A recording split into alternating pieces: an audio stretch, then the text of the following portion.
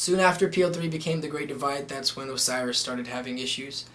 I think behind the scenes, I don't think he was happy with the direction we were going with the Great Divide. I know he wanted the Great Divide to go and do a lot more, and I was kind of the opposite. I really didn't want to do... I kind of wanted to end the Great Divide. I really don't remember why. I just remember wanting to end it. And I think me and Osiris... And it sucks 'cause I really don't remember. I do remember he was kind of showing up late a couple of times. I know he was having a lot of drama at home that he would, in my opinion, bring to my house. And, you know, I didn't like that. And instead of telling him like a man, like I probably should have, I kind of just, in a way, ignored him a little bit.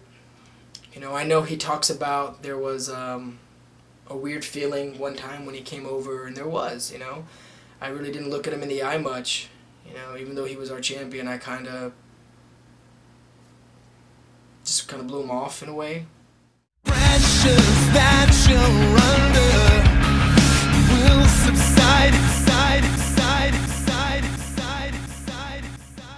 To me, the most controversial moment in ESW history, I screw up the title plans for myself, the WrestleFest plans. You know, I'm set to take on OSG, a WrestleFest main event. I'm taking on Wicked J. It was the first ever 2 out of 3 tables match for the ESW World Heavyweight Championship, Wicked J versus Osiris. And Osiris is scheduled to win the match. Osiris was going to go through the first table, Wicked J was going to go through the second table, and they were both going to go through the third table, and the match was going to end in a draw. Osiris was going to retain the title. Before that match even went on, he pulls me aside and he tells me, I know I'm supposed to win this. I know I'm supposed to win this. We haven't. I'm like, yeah, you're supposed to win it, and we've practiced day and night for this, and we're gonna do right. We're gonna do. I was so psyched, but we're gonna do great, bro. And at that point in time, he told me, I want you, at this one point and one move, I want you to flip me off the deck. I know I'm supposed to win, but I want you to flip me off the deck into that table full of tubes, and you're gonna win. Weeks before the show, even before the January 9th show, there's just things going on. I have things going on at home, and I was having internal problems with the guys. You know, not storyline wise, just real. I mean, I remember a time I came over, and I just felt like there was tension inside for some reason. I don't know why. Maybe just because I was paranoid. I don't know what it was, but I felt like there was tension. Like maybe I had made somebody mad. I had done something that pissed somebody off, and I just. I don't know. I just felt something was wrong when I walked in. Nobody really looked at me. Nobody really said hi. I'm gonna make a confession right now. Alright, make a confession.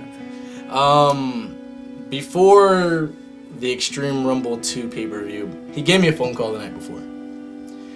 And he was basically telling me that he had conflicts with some certain people, and that he just couldn't take it, he wanted to quit. Me just getting in, I really don't know any of the guys, so I was just like, do what you feel, man. If people were talking about you, do what you feel. And he said, yeah, well, the guy I'm against, which was Wicked J, he knew already, so they already had everything planned out. I honestly didn't think he was going to do it. I thought he was just blowing out some steam, and the next day we'll handle it.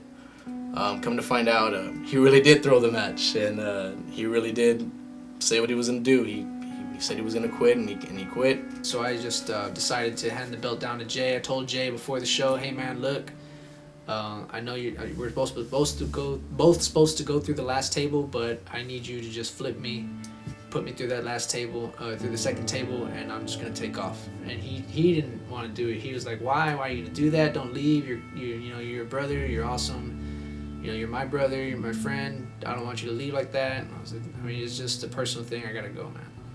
And I shook conductor's hand. I told conductor what was going on.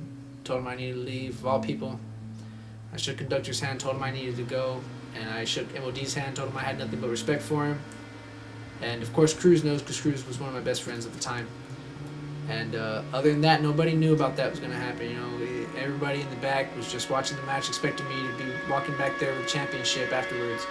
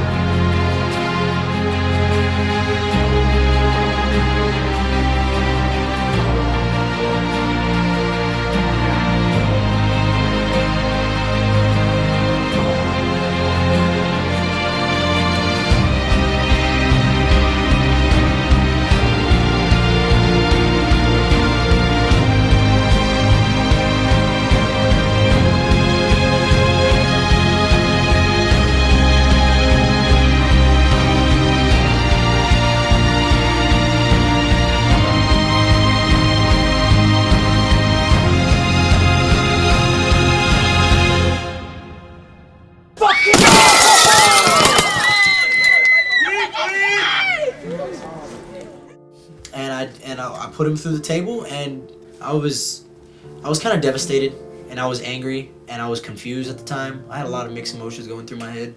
I was wondering like, oh shit, what am I gonna say to the guys? And the only thing I could tell them was the absolute definite truth. Much more than anyone, Alex.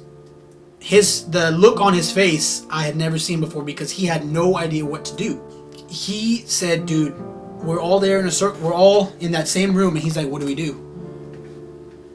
Osiris just lost the match. And before we can all talk about what was gonna happen, we hear Osiris. I don't get my championship! I go through a table, I don't get pinned, I don't tap out, and I lose my title! What the fuck is this? What is this shit? Come on! Fuck this shit! I quit! No! Because of all those things happening behind the scenes, you know, Osiris did what he did. And I was completely unaware of it. You know, a lot of people think that it was a work and it was a part of the storyline. In real life, he quit, you know. And I remember being in the back and just remember saying, I cannot believe he just did that. I could not believe it. When Osiris went through that table, I didn't know what to do. Nobody knew what to do. Cassie's on music, she doesn't know what to do because she's supposed to hit Osiris' music, but he just quit. The ref doesn't know what's going on. Marshall, the announcer, doesn't know what to do or say because he's supposed to say, here's your winner and still champion Osiris, but Osiris just walked out. Everyone in the back was confused. Everybody, the ref, the fans, even Alex. We were all just mind-boggled by what just happened. All I was thinking was, what is Alex's reaction to this? That was what was going through my head. You know, I got up, I was laying there under that piece of table for a while. I wanted to know Alex's. Before I wanted to know anybody's reaction. I wanted to know Alex G's reaction to that moment. It was just, you know, like I said, a controversial moment. That was real quit. I quit that day. That was my way of saying, hey, Alex, I'm out of here. I gotta go. And because I know if I had stayed there and talked to Alex instead, he would have talked me into staying. Because Alex is a talker. That's a silver-tongued motherfucker right there. And that guy would have got his way, and he would have talked me into staying, and I sure enough would have stayed, which would have been smarter because I would have ended up regretting it for the rest of the time being in ESW because I really didn't want to leave.